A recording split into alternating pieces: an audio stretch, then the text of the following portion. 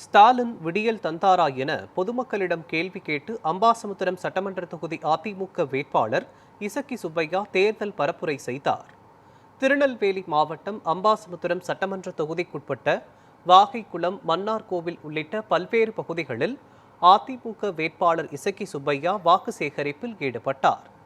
பொதுமக்களிடம் பேசிய அவர், ஸ்டாலின் தான் வந்தாரு, விடியல் தந்தாரா என கேள்வி எழுப்பினார். மகளிர் உரிமை தொகை காலதாமதமாக பெற்றவர்கள் 30,000 கேட்க வேண்டும் என்றும் கூறினார்.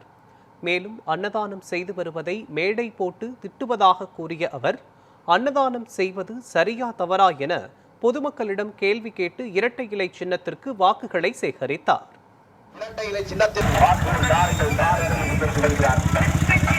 சரியா தப்பா சொல்லுங்க.